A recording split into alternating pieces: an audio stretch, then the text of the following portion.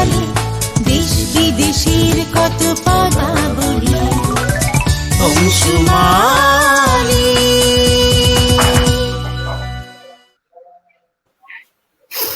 প্রিয় দর্শক বন্ধুরা, আমরা চলে এসেছি অংশুমালী আয়োজিত ভাষাতত্ত্ব বিষয়ক অনুষ্ঠান বর্ণবীক্ষণের আজকের পর্বে। আপনাদের সবাইকে আজকের পর্বে স্বাগত জানাই ভাষা গবেষক নারায়ণ চন্দ্র দাসকে। প্রতি পর্বের মতো আজকেও তিনি আছেন আমাদের সঙ্গে। নারায়ণ বাবু, স্বাগত। অনুষ্ঠান শুরুর আগে নারায়ণ বাবু, আমাদের প্রিয় দর্শক রবি বিনতে মানুয়ারা একটা বিষয় বলেছেন যে শস্যই হলো গতিশীলতা বা অস্তিত্বের বিকাশ, আর দীর্ঘই হলো তার আধার। তিনি বলতে চেয়েছেন তাহলে একটি আর একটি, একার কত হস্যই একটি আর একার কতই দীর্ঘই একটি, এর পার্থক্যটা একটু তিনি জানতে চেয়েছেন। তবে আপনি ইরন এবং আরো কয়েকটা শব্দ নিয়ে আলোচনা করবেন কতদিন বলেছিলেন, তো আপনি সেই আলোচনার মাঝখানে যদি সম্ভব হয় আজকে এই প্রশ্নের উত্তরটা যদি দিয়ে দেন। আর একটা কথা প্রিয় দর্শক বন্ধুদের আমরা বলতে চাই, আপনারা আপনাদের প্রশ্ন রাখুন চ্যাট বক্সে, আমরা সেই প্রশ্ন নারায়ণ বাবুর কাছে পৌঁছে দেব। আশা করি আপনাদের সমস্ত প্রশ্নের উত্তর পেয়ে যাবেন। নারায়ণ বাবু, শুরু করুন। একটি, সাধারণত এটা নিয়ে বেশি কেউ ভাবেন না যে এই শব্দটার অর্থ কি। এক কাকে বলে, একের সঙ্গে টি যোগ করে ওটা একটি হয়েছে। হরিচরণ বন্দ্যোপাধ্যায় মহাশয়ের যে বঙ্গীয় শব্দকোষ আছে, সেখানে টিটাকে উনি বলছেন স্নেহ বা আদর বা যত্ন সুলভ, একটা প্রীতিসুলভ মনোভাব থেকে টি শব্দটি ব্যবহার করা হয়। সে তার আরো কিছু অর্থ আছে, আমি সেগুলো পরে আসছি। আমরা একটাকে বুঝে নিই। আসলে একটি শব্দের অর্থ বুঝতে গেলে এ বর্ণটাকে চিনতে হবে। এ বর্ণটা কি আমরা সন্ধির নিয়মে পড়েছি স্বরবর্ণে। প্রথমত আমরা বলেছিলাম আগে যে এ একটি যুক্ত বর্ণ, একটা ডিপথং যেটা ইংরেজিতে বলে। আমরা যেটা বলি দীর্ঘস্বর, স্বরের দ্বিত্বকরণ, একই স্বরের দ্বিত্ব করা হচ্ছে, অথবা দুটো স্বরবর্ণকে, হ্রস্ব স্বরকে একত্রে সন্ধি করে আমরা দীর্ঘ স্বরগুলো তৈরি করেছি। দুটো ভাবে হচ্ছে। একই স্বরের রিপিটেশন, দুবার যদি দুটো মাত্রায় উচ্চারণ করি, যেমন অকে যদি দুবার অ যোগ অ তাহলে আ হয়। হ্রস্বই যোগ হ্রস্বই দুটো যোগ করলে দীর্ঘ ই হয়। হ্রস্ব উ দীর্ঘ, ওই একইভাবে হ্রস্ব উ থেকে দীর্ঘ হচ্ছে। কিন্তু এ বর্ণটিও দীর্ঘ বর্ণ। এটা দীর্ঘ হলো কেন? এটা দীর্ঘ হলো অ আর ই এর মিশ্রণে। অ এবং ই এর মিশ্রণে ইংরেজিতে দেখবেন এ বর্ণটি উচ্চারণ করে এই দিয়ে। আমার 5 বছরের নাতি তেল আবিবে ছিলেন, ইসরায়েলে ছিল, সে উচ্চারণ করছে স্পষ্ট উচ্চারণ। আমরা বাঙালিরা সাধারণত এই উচ্চারণটাকে একারের মতো করেই উচ্চারণ করি, এ যেভাবে করি। ওরা ইংরেজি এই লেটারটা উচ্চারণ করে এই স্টেই স্টেই, এরপরে একটা ই এর টান দেখবেন আছে, এটা বলে একটু টেনে বলে এবং ই এর দিকে উঠে যায়। ই মানে গতিশীলতা, আর এ হচ্ছে অস্তিত্ব। তাহলে অস্তিত্ব যখন গতিশীল হয় তখন তাকে আমি এ বলতে পারি।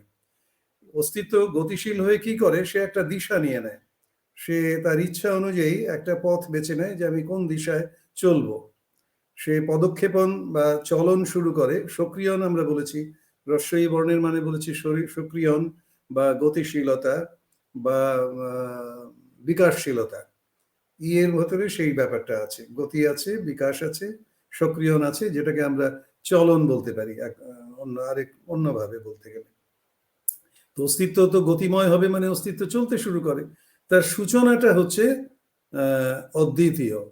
সূচনাটা প্রথম যে পদক্ষেপ, ফার্স্ট যে স্টেপটা তিনি নিচ্ছেন অস্তিত্ব। আমরা তো ই অ করে এগোই। ইংরেজি ওয়াই সংখ্যাটাকে যদি উল্টে দেন তাহলে তার দুটো পা হয়ে যায়। আর ওয়াই এর যে নিচের রেখাটা, সরল রেখাটা, সেটা যদি উল্টে যায় ওপরের দিকে, যেন ওটা আমার দেহটা রয়েছে সেটা, আর আমার দুটো পায়ের ওপরে একটা এরকম একটা কোণ, কোমরের কাছে এসে ওটা একটা কোণ সৃষ্টি করছে।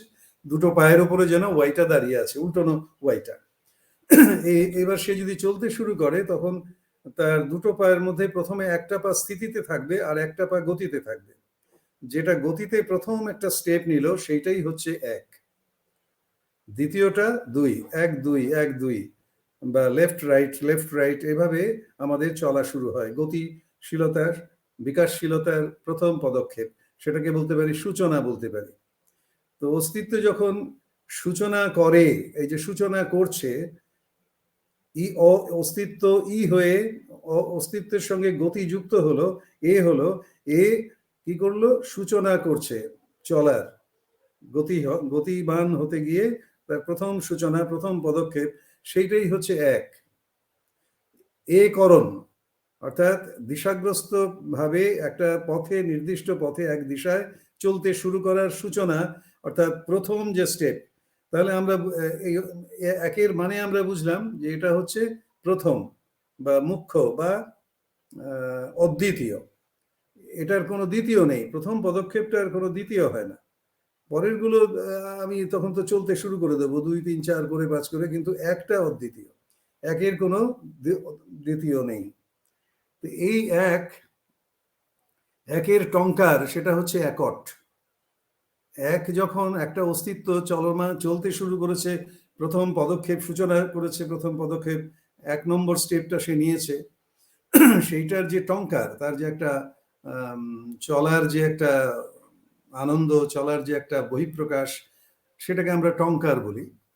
অস্তিত্ব সবসময় যা কিছু করে তার একটা আওয়াজ, হ্যাঁ, আমি শ্বাস নিচ্ছি, তার একটা আওয়াজ পাওয়া যায়। যেন আমি বলতে চাই, আমি দেখো আমি শ্বাস নিচ্ছি, আমি শ্বাস নিতে পারছি।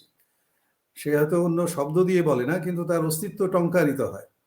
সে যখন কথা বলে তখন সেই শব্দের ঝংকার বা টঙ্কার আমরা শুনতে পাই। অস্তিত্ব যখন প্রথম সূচনাতে বিন্দুতে পা রাখলো, সেইটা হচ্ছে একট। এই একট, এক যখন টঙ্কারিত হয়ে বা টঙ্কারী সত্তা সে যখন সক্রিয় হয়, সেটা হয়ে যায় একটি। অদ্বিতীয় সত্তাটি প্রথম যে পদক্ষেপ দিলেন, চলতে শুরু করলেন, গতিশীলতাকে বরণ করলেন, করে পদক্ষেপ দিলেন, সেই সূচনাটাকে আমরা বলছি প্রথম একটি। এবার এটা দীর্ঘি কেন দেয়? দীর্ঘিটা তখনই দেয়, দেখবেন হরিচরণ বন্দ্যোপাধ্যায় দুটো বানান নেই, একটা বানানই আছে। যখন উনি ব্যাখ্যা করছেন শব্দগুলোর উদাহরণ দিয়ে, একটা জায়গায় উনি দীর্ঘই দিয়ে একটা শব্দ বলেছেন। সেটা হচ্ছে যখন কোনো বিশেষ গুণবান, গুণসম্পন্ন কোনো ব্যক্তিকে বোঝাতে হয়, সত্তাকে বোঝাতে হয়, তখন তিনি দীর্ঘই ব্যবহার করছেন। যেমন ধরুন, উনি একটা উদাহরণ দিয়েছেন খুব সুন্দর, সেটা হলো যে ইনি যে সে ব্যক্তি নন। একটি মানুষ, একটি লোক, যিনি তারপরে ড্যাশ দিয়ে লিখছেন দেশ বরেণ্য নেতা। এই যে দেশ বরেণ্য, দেশ সমস্ত দেশ যাকে বরণ করেছে, ধরুন মহাত্মা গান্ধীকে অথবা নেতাজি সুভাষচন্দ্র বসুর মতো নেতাকে, তিনি একক এবং অদ্বিতীয় শুধু নয়, তিনি বিশিষ্ট। অর্থাৎ এক সত্তাটা, একের যে টঙ্কার, সক্রিয় টঙ্কার, সেটা এমন একটা আধারে ঢুকছে, সে অনন্য এবং তার এটা বিশেষ গুণ। সেটা সেই রকম বিশেষ ক্ষেত্রেই টয় দীর্ঘিটা ব্যবহার করা হয়। আসলে এটা সংখ্যাবাচক বিশেষ্য, তো গুণবাচক নয়, কিন্তু কখনো কখনো গুণবাচক বিশেষ্য হিসেবে যখন সংখ্যাকে ব্যবহার করা হয় এবং গুণের আধার যিনি, তার ক্ষেত্রে টয়ের দীর্ঘিকার আমরা ব্যবহার করতে পারি। এটা হরিচরণ বন্দ্যোপাধ্যায়ের মধ্যেও আছে, এবং আমাদের যে রশ্মি দীর্ঘির যে কনসেপ্ট, যে ধারণা, সেই ধারণাও সেটাকে সমর্থন করে। ক্রিয়াভিত্তিক, বর্ণভিত্তিক শব্দার্থ তত্ত্ব। একটি মানে উনি অনেক রকম ব্যবহার দিয়েছেন, যে আদর যত্নের দিক থেকে বলা হয় কেবলমাত্র একটা বা একই এই জিনিসটাকে বোঝানোর জন্য, বা এনিওয়ান, কোনো একটা জিনিসকে, সেক্ষেত্রেও আমরা টিটা বিভক্তিটা আমরা ব্যবহার করি, প্রত্যয়টা ব্যবহার করি। বিশেষ গুণবান একজন, তার ক্ষেত্রে আমরা টয় দীর্ঘি ব্যবহার করি। গুণের আধার, সংখ্যাটাই যখন গুণের আধার হয়ে যাচ্ছে, তখন সেটাকে আমরা দীর্ঘই ব্যবহার করতে পারি। দীর্ঘই যেটা কি করে, গতিশীলতাকে বরণ করে, ধারণ করে, সেই জন্য তাকে আমরা এই দীর্ঘই বলছি। আশা করি একটি আর একটির ব্যবহারটা খুব কম। ওই গুণবাচক সংখ্যা হলে পরে তখন বিশিষ্ট গুণের কথা ছাড়া অন্যত্র আমরা ওই একটি ব্যবহার করি এবং সেখানে টয়রস্যই ব্যবহার করে থাকি। আর কিছু প্রশ্ন করবেন? সঞ্চালক বোধহয় ওনার সিস্টেমে কোনো সমস্যা হচ্ছে। আমি তাহলে এক কাজ করি, আমি দীর্ঘই দিয়ে যে শব্দটা বলবো ভেবেছিলাম, ইরন কথাটা বোধহয় শব্দটা বলেছিলাম না, ইরন দিয়ে আমি কয়েকটা শব্দের কথা ভেবেছিলাম।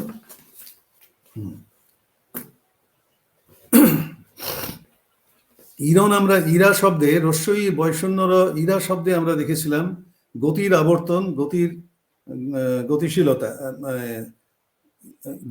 গতিশীলতা রহে যার ভেতরে, যে আধারে, সেটা হচ্ছে ইরা। তো ইরো আবার ইরো যার ভেতরে থাকে সেটা হচ্ছে দীর্ঘ ই বৈষণ্য র। তো সেই ইরো মানে হচ্ছে যে আধারে ক্রিয়াটি ইরো ক্রিয়াটি আধার পায়, অর্থাৎ গতিশীলতার আধার হিসেবে দীর্ঘ ই বৈষণ্য রটাকে আমরা ব্যবহার করতে পারি। দীর্ঘ ই হচ্ছে গতিশীলতাকে, গতিশীল অস্তিত্বকে আমরা ইরা বলতে পারি। দীর্ঘ ই বৈষণ্য রয় আকার।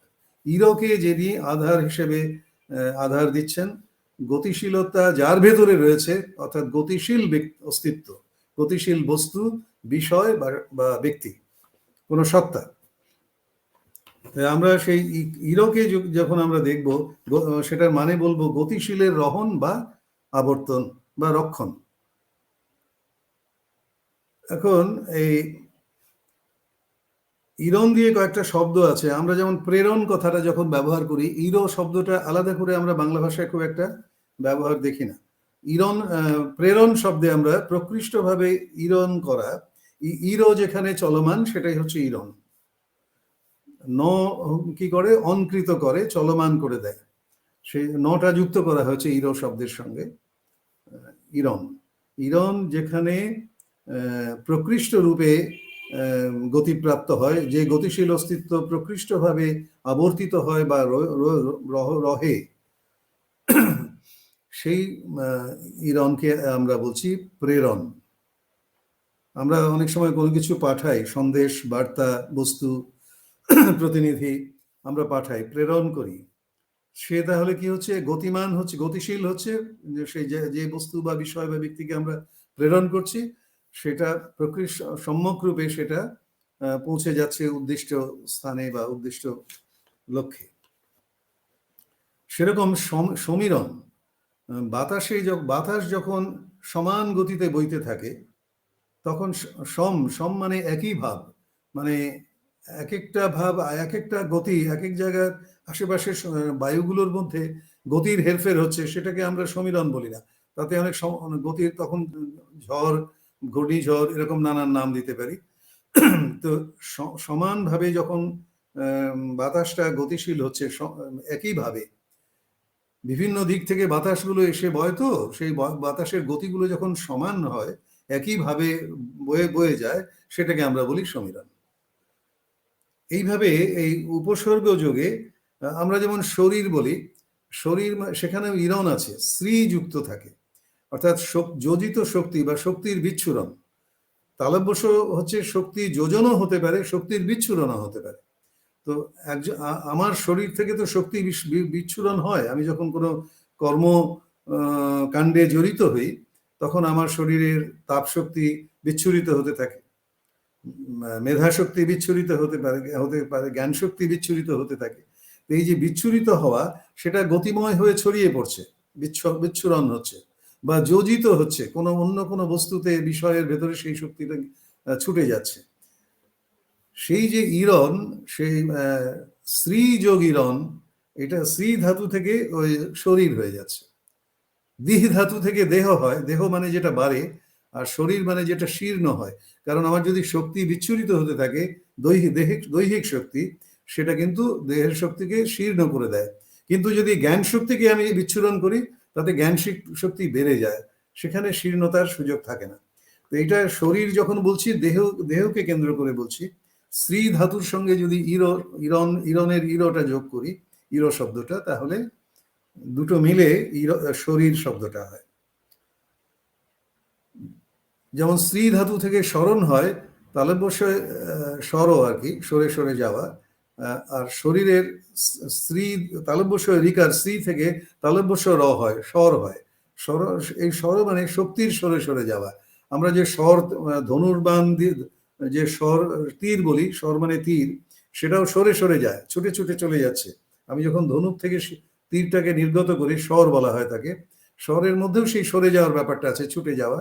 তো আমাদের শরীরও সরে সরে যায়, শরীরের শক্তি যখন বিচ্ছুরিত হয় সরে সরে যায়, এবং তাতে আমার শক্তি ক্ষয় হয়, দৈহিক শক্তি। আস্তে আস্তে আমি বয়সের সাথে সাথে কালচক্রে আমি শীর্ণ হতে থাকি।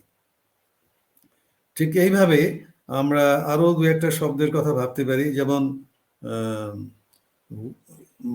উশির মানে বেড়ে যাওয়া, সম্প্রসারিত হওয়া। বশ যোগ ইর, এই দুটো শব্দ যোগ করে উশির হয়েছে। সেরকম ভাবে জম্বির, আমরা যেটা জাম ফলকে বলি, সেটাকে ওটাকে জমিরও বলে কেউ, লেবুকেও জমির বলে। আবার জম্বির হচ্ছে জাম ফল, ওটা জম যোগ উ যোগ ইর, জম্বির। জম যোগ ইর বললেও হবে, জম যোগ ইর। এইভাবে শব্দগুলো এসেছে। আর খুব বেশি শব্দ আমি পাচ্ছি না এই মুহূর্তে, ভবিষ্যতে কেউ প্রশ্নগুলো তখন দেখা যাবে। এবার আমি চলে যাচ্ছি ঈশ শব্দের মধ্যে। দীর্ঘ ঈর সঙ্গে তালব্যস্য যোগ করলে কি হয়? ঈশ হয়। আমি আগেই বলেছি তালব্যস্যর অর্থ হচ্ছে শক্তি যোজন অথবা শক্তি বিচ্ছুরণ, শক্তি যোগ করা অথবা শক্তি বিয়োগ করা। তো শক্তি বিচ্ছুরণ অথবা শক্তি যোজন, সেটা কার ভেতরে গতিশীল অস্তিত্ব যদি শক্তি বিচ্ছুরণ করে, তখন যেখানে শক্তিটা ব্যক্ত হয়ে যাবে, ছড়িয়ে যাবে, তাকে বলা হয় ঈশ। ঈশের আধার হচ্ছে ঈশা। ঈশিত্ব হয়, ঈশের তারণ বহন থাকে যার ভেতরে, সে হচ্ছে ঈশিত্ব, তয়বয়। ঈশের তারণ বহন। এখন এই যে শক্তির বিচ্ছুরণ হলে যে ব্যাপ্তি হয়, শক্তি ছড়িয়ে যায়, এবং শক্তি ছড়িয়ে গেলে যিনি শক্তি ছড়াতে পারেন তিনি তো শক্তির উৎস, তাহলে তিনি শক্তিমান। এবং সেই জন্য আমাদের হরিচরণ বন্দ্যোপাধ্যায়ের বঙ্গীয় শব্দকোষে এই শব্দটার অর্থ দেওয়া হচ্ছে ঈশ শব্দের বা ঈশ্বর শব্দেরও একই অর্থ। আমি ঈশ্বরে পরে আসছি, শব্দের অর্থগুলো আমি একটু কাগজে নোট করে নিয়েছি, অনেকগুলো অর্থ তো। প্রভু, সমর্থ, শক্তকেও ঈশ বলা হয়, যার ভেতরে শক্তি তাড়িত আছে। নিয়ন্তা, যিনি নিয়ন্ত্রণ করেন, শক্তিকে নিয়ন্ত্রণ করেন বলে শক্তি যাদের ভেতরে ছড়াচ্ছে, যাদের প্রয়োজন, এনার্জি যাদের প্রয়োজন, তাদের নিয়ন্তা হয়ে যান, যিনি শক্তি বিচ্ছুরণ করছেন, ঈশ যিনি। নিয়ন্ত্রয়িতা, বশীকারক, যিনি শক্তির যে বশ, এই যে বশ মানে তালব্যস্য, যেটা তালব্যস্য গতিশীল শক্তি, সেটার আধার, যিনি অন্যকে বশ করেন, তিনি বশীকরণ বিদ্যা জানেন, অর্থাৎ তিনি শক্তিমান লোক, তাই অন্যকে বশ করতে পারেন। যারা শক্তিহীন তাদের বশীভূত হয়ে যান। শ্রেষ্ঠ, প্রধান, স্বামী, অধিপতি, রাজা, পতি, ভর্তা, ঈশান, শিব, ঈশান কোণাধিপতি, দিকপাল বিশেষ, ঈশ্বর, ঈশ মানে ঈশ্বর। একাদশ রুদ্র, আপনারা জানেন একাদশ জ্যোতির্লিঙ্গ আছে, আদিত্য আছে, 11 জন আদিত্য পুরুষ বলা হয়, আদিত্য অস্তিত্ব। দ্বাদশ আদিত্য বলা হয়। এখানে একাদশ বলছে সূর্যকে বাদ দিয়ে বোধহয় একাদশ রুদ্র, আসলে দ্বাদশ আদিত্য বলা হয় অ্যাকচুয়ালি। রুদ্র হচ্ছে একাদশ, রুদ্র 11 রকমের রুদ্র, সরি। তারপর আর্দ্রা নক্ষত্রকেও ঈশ বলা হয়, স্রষ্টাকেও ঈশ বলা হয়, লাঙলের যে দণ্ড সেটাকেও ঈশ বলা হয়। ঈশা, দীর্ঘ ই মূর্ধন্য ষ আকার, ঈশাকেও ইচ্ছার আধার যেটা ঈশা, সেটাকেও বলা হচ্ছে দীর্ঘ ই তালব্যস্য ঈশ বা ঈশার অর্থ হিসেবে ব্যবহার করা হচ্ছে। তারপরে ঈশ মানে ঐশ্বর্য, প্রভুত্ব, প্রভুও হয় প্রভুত্বও হয়। আর ঐশ্বর্যান্বিত নারী, ঐশ্বর্যময়ী নারী, তাকেও ঈশ বলা হয়। আর আমরা ক্রিয়াভিত্তিক বর্ণভিত্তিক ভাষায় শক্তি বিচ্ছুরণ মানে শক্তির ব্যাপ্তি। আর যিনি সর্বলোকে বিশ্ব ব্রহ্মাণ্ডে চরাচরে যিনি ব্যাপ্ত, তাকে আমরা ঈশ্বর বলি। ঈশকে যিনি বরণ করেন তিনি হচ্ছেন ঈশ্বর। ঈশে বরণ শব্দটা বর, সেটা যদি ঈশের সঙ্গে, ঈশ তালব্যস্যয় হর্ষন্তর সঙ্গে যদি ব যোগ করেন, তাহলে ঈশ্বর হয়ে যাবে, তালব্যস্যয় বফলা, আর রটা পাশে বসবে। এই বরের বটা তালব্যস্যর নিচে বসে গেল, শক্তিকে ধারণ করলো, বহন করতে বা বাহক হিসেবে, আর তারপরে সে রহন বা আবর্তন করবে। তো ঈশের যে বাহক এবং রক্ষক, বহন রক্ষণ যিনি করেন, ব্যাপ্তিকে বা শক্তি যোজিত শক্তিকে অথবা শক্তির বিচ্ছুরিত শক্তিকে যিনি ব্যক্ত করতে পারেন, তারণ বহন করেন, তিনি হচ্ছেন ঈশ্বর। এবং ঈশ্বর আর ভগবান আলাদা। ইংরেজিতে যে গড লেখা হয়, গডের এটিমোলজি ঘেটে দেখবেন, সেটা গড থেকে ওল্ড ইংলিশেও গড আছে, তবে গড থেকেও হয়, জার্মান অরিজিনাল যেমন GOT, তারপরে মানে ইন্দো ইউরোপিয়ান পাই যেটা, প্রোটো ইন্দো ইউরোপিয়ান যেটা, তাদের আবার অনেক রকমের ব্যাখ্যা আছে এবং খুব জটিল। সেটাকে খুব গড শব্দের উৎসের ভেতরে খুব বিরাট, এই যে আমাদের বাংলায় ঈশ্বর বা আল্লাহ শব্দের ভেতরে যে ব্যাপ্তি আছে, গডের ভেতরে তবে তার কিছু ক্ষমতা আছে। অনেকে গোট থেকে গড এসেছে, গোট মানে তো ছাগল। তো ওই চারণভূমিতে, পাহাড়ের কোলে চারণভূমিতে পাহাড়কে কোনো শক্তিমান কেউ পাহাড়কে ভাঙছেন বা টুকরো ভেঙে দিচ্ছেন, এরকম শক্তিমানের কথা ভেবেও ওই গাট শব্দটা GUTT, গাট, এরকম অনেক রকমের কিছু সোর্স খুঁজে বেড়াচ্ছে, হাতিয়ে বেড়াচ্ছে। গডের খুব ভালো এটিমোলজিক্যাল এক্সপ্লানেশন এখনো দেওয়া পাচ্ছে না। অনেক সময় এটাকে বলা হয় যে হুত, সংস্কৃততে যে হুত, আহুত মানে ইনভোক করা হয় যখন কোনো যজ্ঞ হয়, যজ্ঞে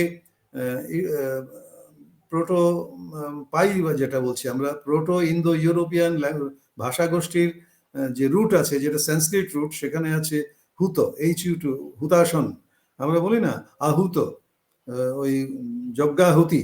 এই যে হুত মানে যিনি হুত হয়ে আছেন, এটা ইন্দ্রের প্রতিনিধি বা স্বয়ং ইন্দ্রও হতে পারে, তার উদ্দেশ্যে স্তুতি। তো সেই হুত থেকেও নাকি গড হয়েছে, এরকম একটা ভাবা হয় প্রোটো ইন্ডিয়ান যে কন্টেক্সট, সেটার বানানটা GHU দিয়ে।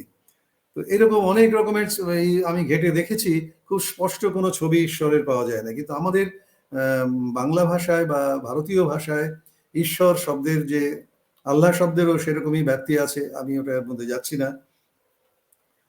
ঈশ্বরের মধ্যে ঈশ মানে শক্তি বিচ্ছুরণ, শক্তির ব্যাপ্তি, প্রভুত্বকামী বা অধিপতি, নিয়ন্তা, এই ধরনের সমর্থ এবং ঐশ্বর্যবান, এই সমস্ত শক্তিকে আমরা ঈশকে যিনি বরণ করেছেন, তো এই বিশ্ব ব্রহ্মাণ্ডকে যিনি বরণ করেছেন, সেই একেবারে পরমেশ্বর বলে যাকে সম্বোধন করা হয়, এরকম গড, ভগবান, ঈশ্বর, আল্লাহ, এরকম যাকে ভাবা হয়, পরম পুরুষ বা পরমা প্রকৃতির চৈতন্য স্বরূপ, যে সচ্চিদানন্দ, যাই বলুন, ওই সমস্ত ওগুলো।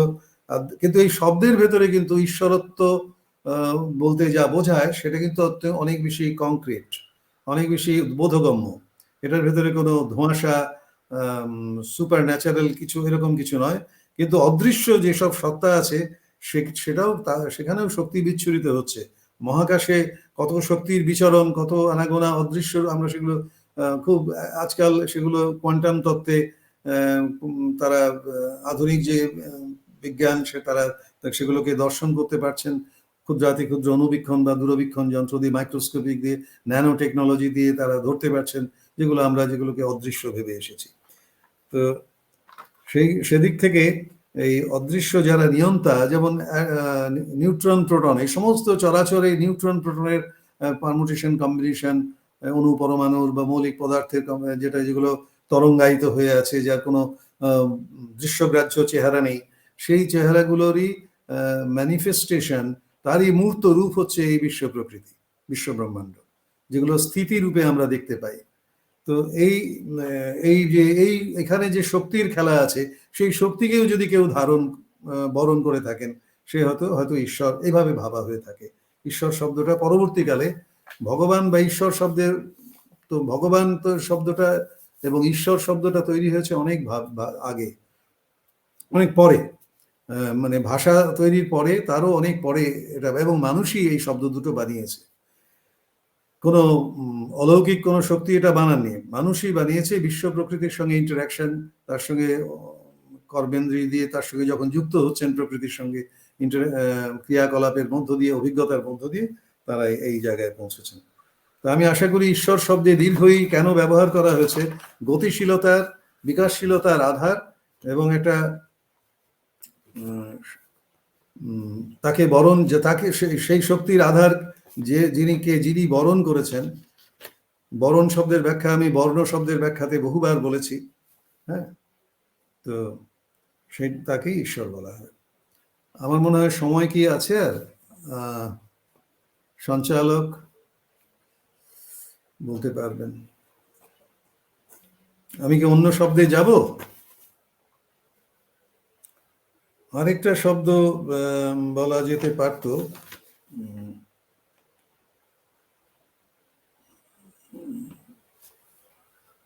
আমি একটা হচ্ছে ইহামৃগ এবং ঈর্ষা, এই দুটো শব্দ একটু বলার বাকি আছে। এই দুটো বললেই আমি মোটামুটি বলেই দীর্ঘই চ্যাপ্টারটা শেষ করতে চাই। আজকে মনে হচ্ছে আর সময় নেই। সঞ্চালক, হ্যালো হ্যালো,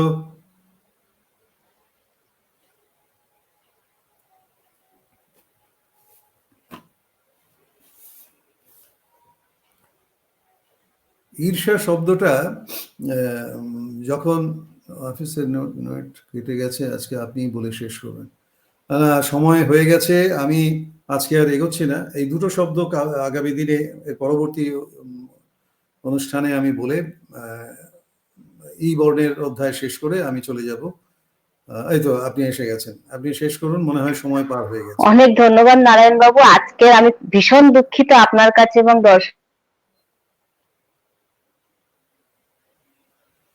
নেটের সমস্যার জন্য এটা হয়েছে। ঠিক আছে, কোনো অসুবিধা নেই, আজকে এখানেই শেষ করে দিন।